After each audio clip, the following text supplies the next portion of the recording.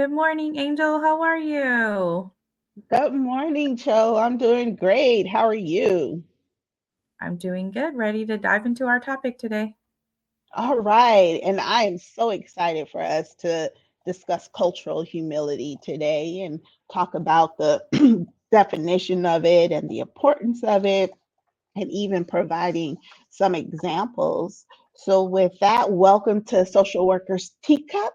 And Joe, I'll let you get us started. Yes, I think that cultural humility is such a good topic for us because, it's something that we need to be aware of and constantly being mindful of. I looked up a couple definitions of this topic or just, cultural humility. And the one word that's really stood out to me when I was looking at different definitions of it is a lifelong process. And I Yes. think that, I was reading the definitions and I just kind of thought about, yeah, this is a lifelong practice because things are always changing.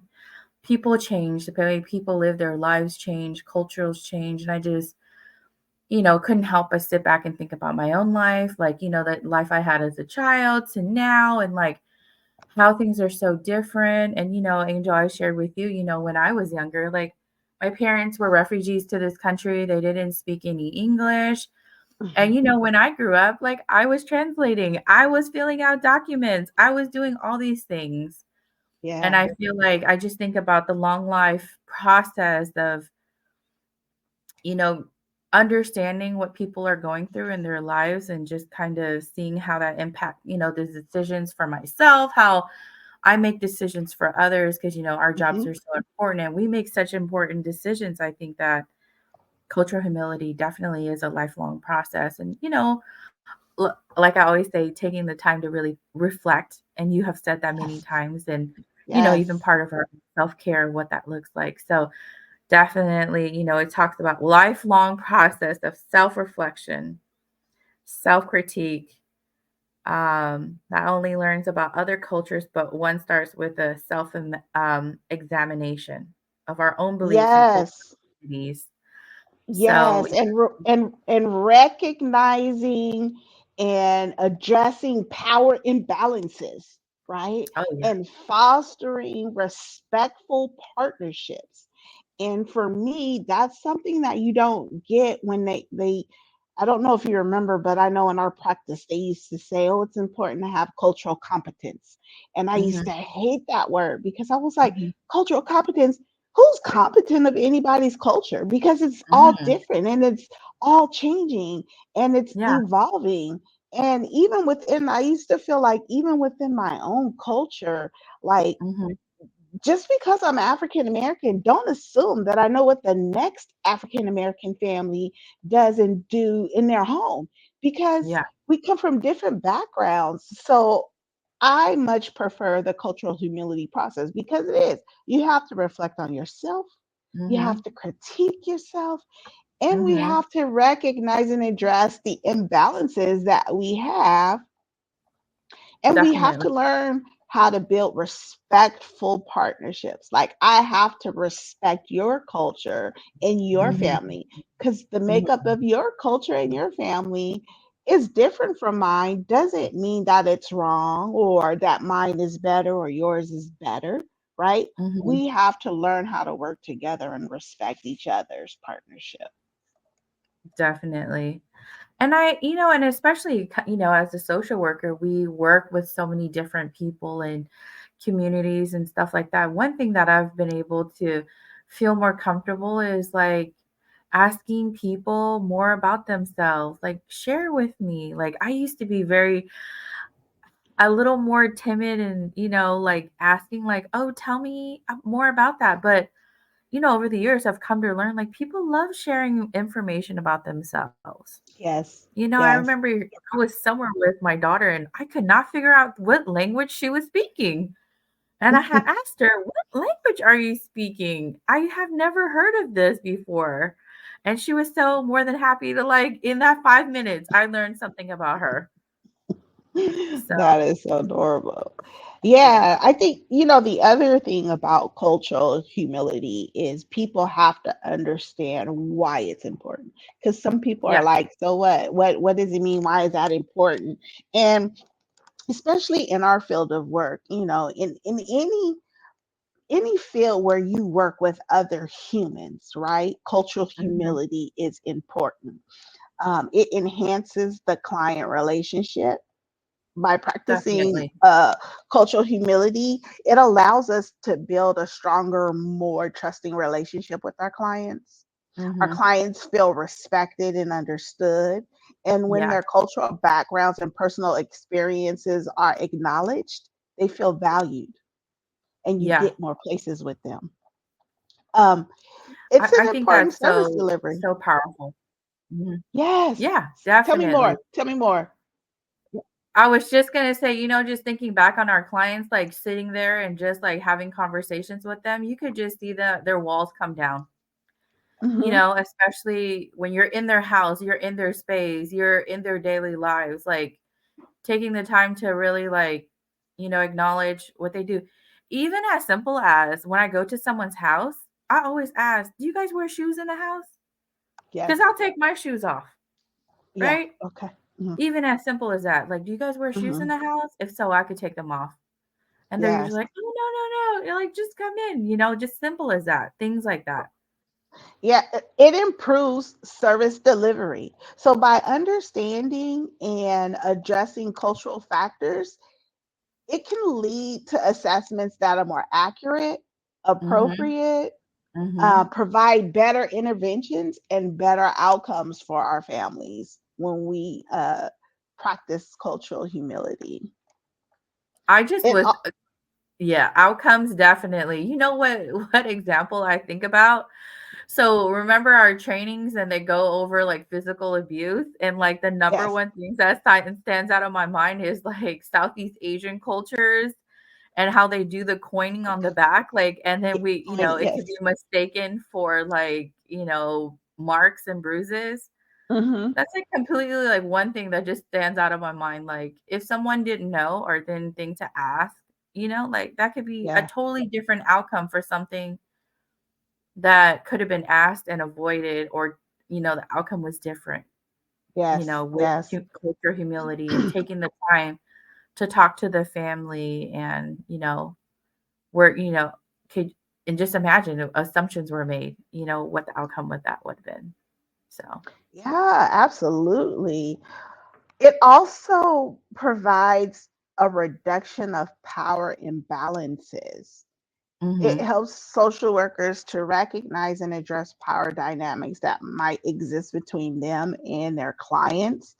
The awareness, it can prevent reinforcement of systemic inequities and promote interactions that are more equitable. I've had colleagues that I've worked with mhm, who I definitely saw that power imbalance with them that really would upset me. And it got to a point like I would just flat out tell my colleague, like, you are so wrong for that. Like, you yeah, just totally used power, which that for me, that's a threatening mechanism. So how are you gonna build any type of rapport with your yeah, clients if if you're constantly just throwing down power, like I have the control and I'm going to do this if you don't do that, like there's no building of a relationship there, right? Because it's all yeah, power and control.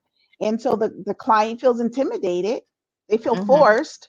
And so really there's it just leads for discord when the next social worker has to come in behind that worker. And I've seen it time and time again in the field as a continuing services worker. And I used to get so mad and would have to remind them like your family knows what's best for them, not you. You don't live in their household. You don't know what's going on yeah, with them. Like you have to learn all of these things before you just start saying, this is what you yeah. have to do because that's how you do it.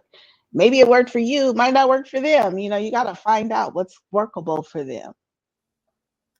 I just think that thinking about the power dynamic, like, thinking about for our clients, like, or anybody, like, when you're having to interface with, like, any bureaucracies or agencies or things like that, like, it's intimidating, like, there's Yes. processes and you just never know, like, the unknown is there, so, like, anyway, like, a smile and just asking about them and just as much as you can even out the playing field or just being cognizant of that Mhm. power dynamic, right? It's in Yes. the front of your Yes. head, like, even when I show up to someone's house, I'm like, "Let me in." No.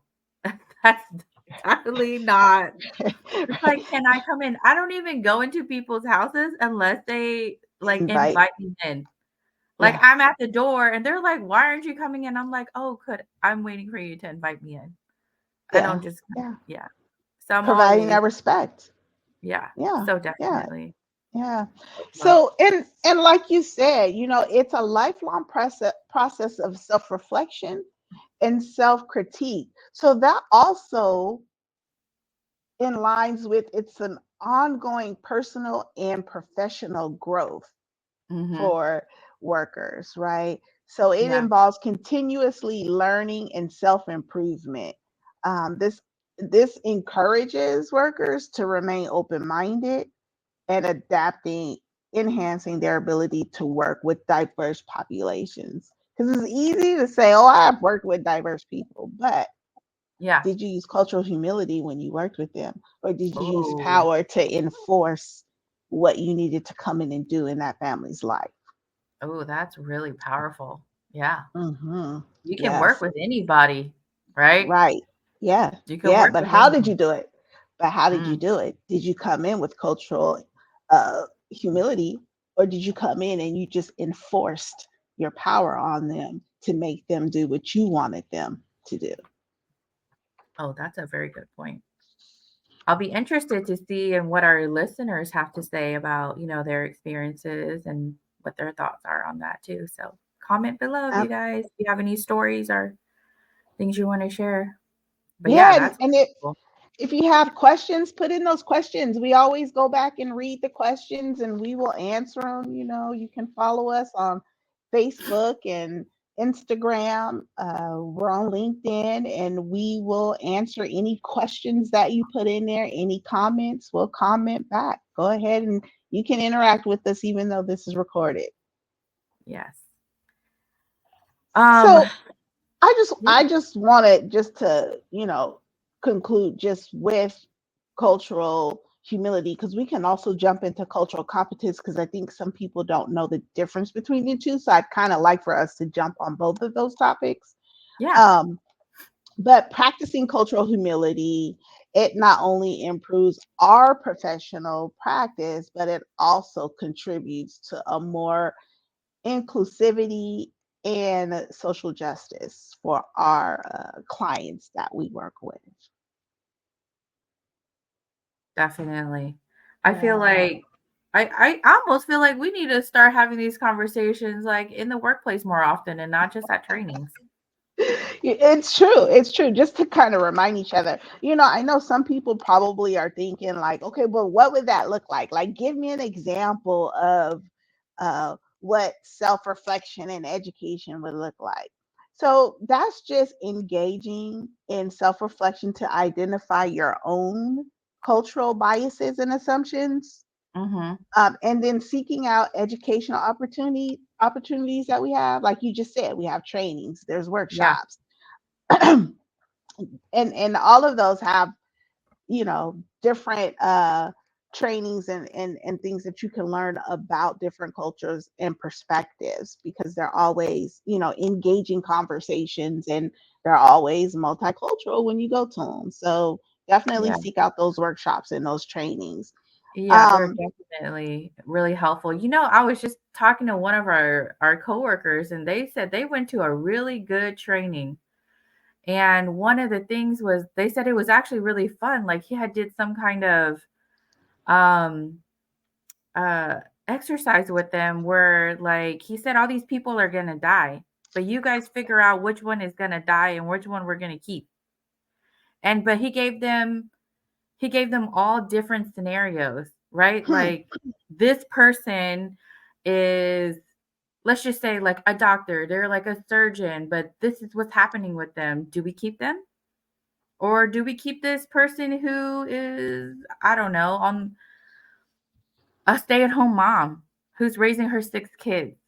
So really challenge them to think about their own biases and how they make those decisions based on who these people were.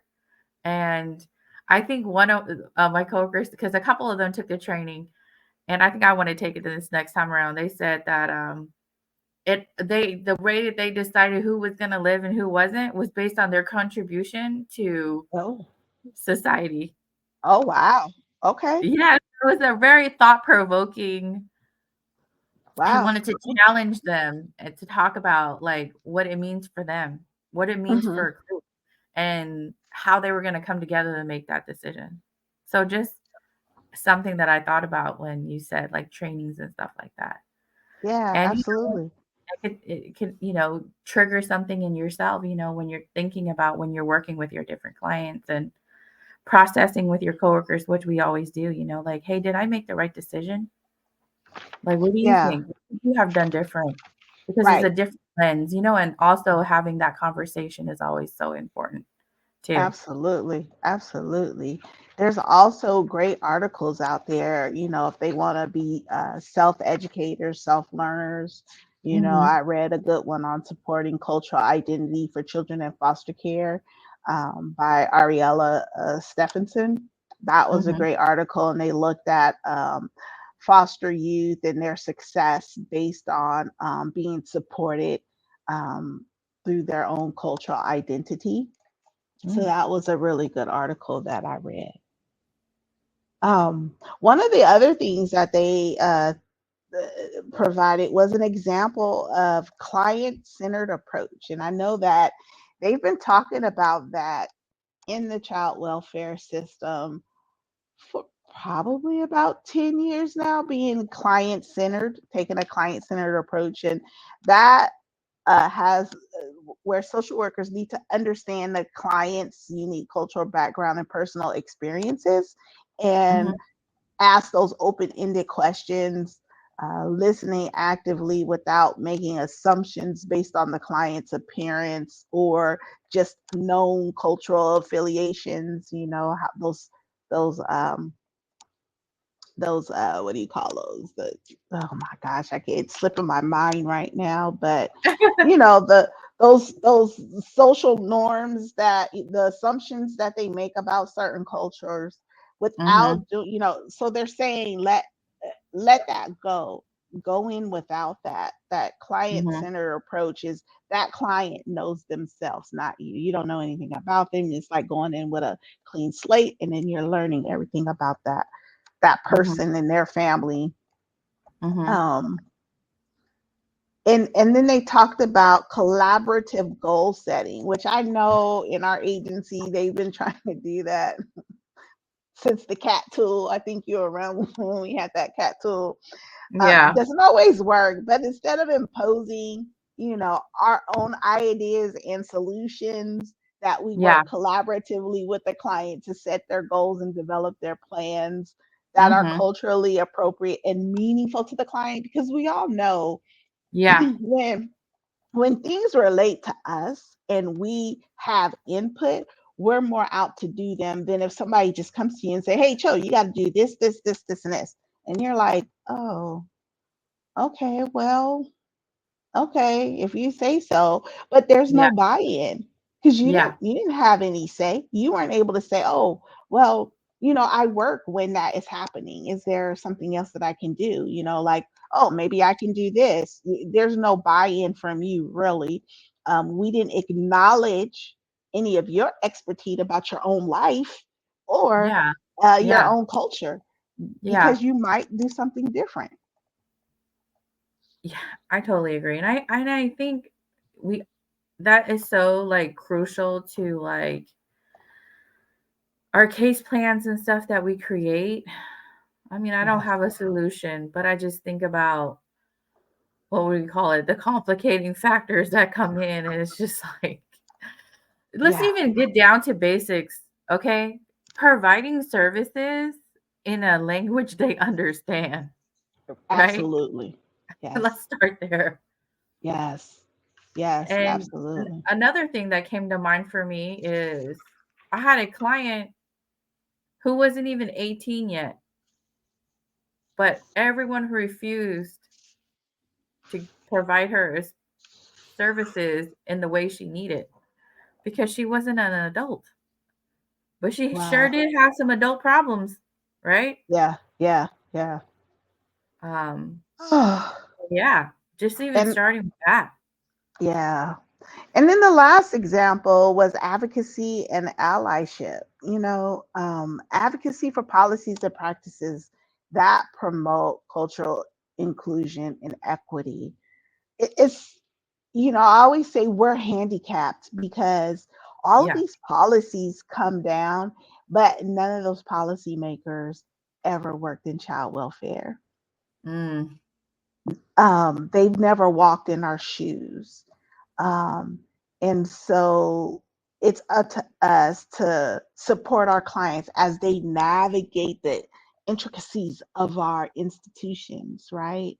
yeah. Um, so that they become culturally um, insensitive and discriminatory, because that's the other part, right? So Oh, we're, yeah. even if we come in, they have their own cultural insensitivity and discriminatory things against us as an Yeah. agency. Um, Yeah. and so it positions them to be challenging, right?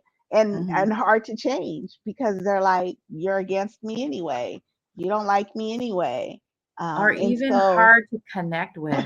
Not yes, even to change, like yeah, hard to connect with. Like yeah, they won't even give you the time of day to even see you as a human, yeah, yeah, like another human being. Literally,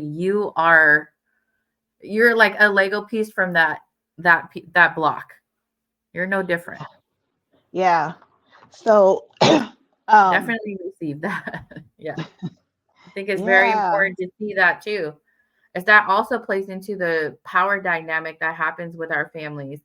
Because guess what? That stuff gets passed down generational. It's like a generational thing, right? From generations to generations. That hmm, power dynamic that has played out and has changed and shaped their families. So definitely yeah, thank you for pointing that out because it's very, very true for a lot of people, you yeah, know? yeah, yeah. And then finally, just acknowledging limitations. Social Hmm. workers, they recognize when their knowledge about a particular culture is limited and seeks, they usually, will seek help from other people, uh, and community leaders, colleagues, with the expertise. They go through training, some will seek Yeah. out workshops. Um, so, and like you said, just sharing with each other Hmm. can allow, talking about it, like you said, talking about it more at Yeah. work can Or, help. mhm. I And think starting acknowledging with, when we don't know. That's yeah, the other I was thing. just gonna say, yeah. Acknowledging when we don't know and being open to learning, because it took me a minute to even acknowledge that I don't know everything about African Americans, because at Mhm. one point you couldn't tell me I'm African American. I know what African American families do in their household because I'm African American. And it wasn't until I became an adult that I'm like, oh, they do things differently. Even within your own family, as they start to grow up, you could have been raised in the same household, Yeah. and things culturally will start to change for you when you Mhm. start your own family. Mhm. And so it wasn't until I became an adult that I learned, oh, even African Americans all do things differently. Yeah. Our religious backgrounds are different. The way Yeah. we celebrate things are different. Like the way we raise our children are different. We're not all Mhm. the same. So you can't just clump, one race of people, um, and say, oh, they're all this way, because you're Mhm. wrong. They're not. And we have Yeah. to learn that, that you can't just assume that because I look one way that I know what someone else that might look like me is doing, Mhm. because I don't. Yeah. I think that's such a beautiful example just to show the degrees of separation and how things can change just within your own family. Like, I'm raising my daughter different. or I'm doing things different in my house than what my mom did, right? Just within the family, but we can still connect. We still are, we can still do things together. We just are different. So just showing that. So thank you for sharing that. And I'm sure, when my daughter gets older, she'll be running her house a little different from me. Yeah, yeah, absolutely, absolutely. But that's the beauty of cultural humility, right? Yeah. So before we go, let's just kind of jump in a little bit on cultural competence and Hmm. what the difference between the two is. So cultural competence, just in a nutshell, often is a static attainment of knowledge about different cultures, right? It emphasizes um, that you understand the dynamics of power in social work and client relationships, and you're working to address them. Versus the cultural humility is a continuing learning process about other Hmm. cultures and reflecting on your own biases, right? So Hmm. that's one of the differences. And um, where you're just trying to learn the differences about the culture in cultural competence and cultural humility, you are it's an ongoing process of acknowledges that can never be fully competent, right? You're Hmm. always learning because we said it's a Yeah. lifelong learning Right. process, whereas in cultural competency you're like, okay, I learned that about that culture, but you Yeah. didn't go on to continue learning or understanding the dynamics, um, and engagement looks different, right? uh, the clients in cultural competency have to be kind of humble, as you ask open-ended questions. They're not allowed to feel as free when it's cultural humility, because remember, cultural competence is you're coming in, you're saying, I already know your culture, I already know what you do. Mm. But in cultural competence, in cultural humility, it's like, I'm still learning, so you teach Mhm. me. Those are some of the big differences uh, with cultural competence and cultural humility. In like one of the examples in cultural competence, uh, the effective communication is like uh, basic language spoken by the culture or that Mhm. population. Um, you use an interpreter so that instead of you trying to work with them, you basically just say, oh, I don't understand them, I'm gonna get an interpreter and I'll let the interpreter work it out for me. Yeah. um, so there, it's the communication is different. You're not trying to really learn with them. When you think about like client centered practices, it's more tailored toward intervention and services, Mhm. um, and the respect is a little different. Like Mhm. you acknowledge and you respect their cultural norms, Mhm. but you're you're saying, I'm still making the decision for you, and here's what Mhm. you have to do. Mhm. Doesn't matter, if it's workable for this family or not. Doesn't matter if it interferes with, you know, their culture. I understand what I'm understanding your culture. For an example, I want to say, like, I remember back when we were doing cultural competence in practice. Um, it was tradition for us to make everybody get mental health services, Mhm. regardless to what their beliefs were. And Mm. when you really think about it, there are some cultures, they get it, but they don't get it the way the culture of child welfare wants you to get it. So, for Yeah. example, some people go see their priest, and that's how they get their mental health services. Some Yeah. people go to their elders of Mhm. their community or their church. And Mhm. that's how they get their mental health. Now, I'm not talking about the mental health where you need a psychiatrist and medicate. I'm just talking about basic therapeutic counseling services. Yeah, like, in that sense. I was gonna say that's very I'm just thinking about my own family. I couldn't imagine somebody trying to tell my dad to go to therapy. Like, that's just not how it works. He'd be like, "No." He'd be like, "I'm not going to the doctor for what?" Right. Something in our Yeah. culture is you consult with the elders. You come Yes. together as a family, like the heads of the family. My uncles, my auntie as a family, like, this is what we're gonna do. Like, this is how we're gonna help you if Yes. anything ever came about. Because it's more communal, like community. Like, this is like Yes. as our family, because it Yes. impacts everyone. So, Right, right.